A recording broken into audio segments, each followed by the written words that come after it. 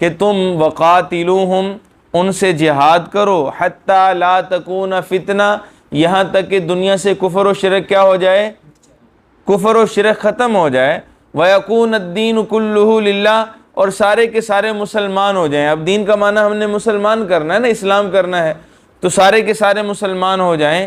تو معزز سامعین اگر یہ تفسیر مراد ہو تو پھر اس آیت سے جو ہے وہ جزیرۃ العرب مراد ہوگا، یعنی جزیرۃ العرب کے اندر کوئی ایک کافر بھی باقی نہیں رہنا چاہیے، اور جزیرۃ العرب میں اسلام کے علاوہ کوئی اور دین، کوئی اور مذہب وہ قبول نہیں ہوگا۔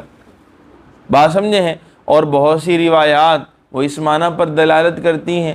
رسول اللہ صلی اللہ تعالیٰ علیہ وسلم نے اپنی آخری عمر کے اندر جب حضور بیمار تھے، مسجد نبوی میں تشریف لائے، تو اس وقت یہی ارشاد فرمایا تھا کہ جزیرۃ العرب کو مشرکین سے، کفار سے بالکل پاک کر دیا جائے۔ اب یہ کیوں تھا بھائی؟ اس کی وجہ، اس کی حکمت کیا ہے؟ جزیرۃ العرب کو اتنی اہمیت کیوں ہے؟ اس لیے کہ اللہ تعالیٰ نے جزیرۃ العرب کو اسلام کے قلعے کے طور پہ چنا ہے، اور ایسا نہیں ہو سکتا کہ ایک قلعے کے اندر جو ہے وہ دو طرح کی افواج، یعنی قلعے والے بھی ہوں اور ان کی دشمن بھی ہو، اور قلعے کے اندر امن ہو جائے، وہاں کے معاملات جو ہے وہ بدستور صحیح طریقے سے چلتے رہیں۔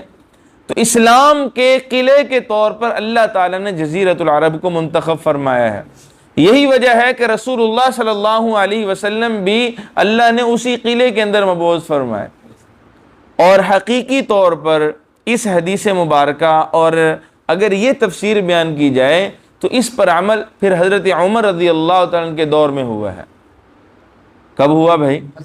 سیدنا عمر ابن خطاب رضی اللہ عنہ کے دور میں، کہ انہوں نے جب اس وقت اسلام کی جڑیں مضبوط ہو چکی تھیں، بنیادیں پیوست ہو چکی تھیں، دین اسلام وہ اپنی پوری شان و شوکت اور پوری جو ہے وہ پوری طاقت اور تمطراق سے جو ہے وہ چمک رہا تھا، تو اس وقت حضرت عمر رضی اللہ عنہ فرمایا کہ اب جزیرۃ العرب کے اندر حضور نے یہ ارشاد فرمایا تھا کہ کوئی کافر نہیں رہنا چاہیے، اب وقت آ گیا ہے کہ اب جزیرۃ العرب کو بالکل کفار سے، کفر و شرک سے پاک و صاف کر دیا جائے، اور پھر پورے جزیرۃ العرب کے اندر کوئی ایک بھی غیر مسلم نہیں تھا۔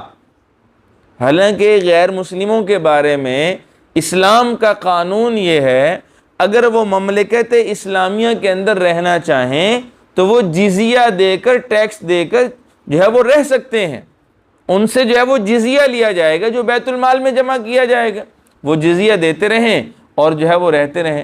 اب وہ جزیہ کیوں لیا جائے گا؟ وہ جزیہ اس لیے لیا جاتا ہے کہ ان کی جان، مال، عزت، آبرو، کاروبار وغیرہ کی حفاظت یہ اسلامی حکومت اپنے ذمہ میں لیتی ہے۔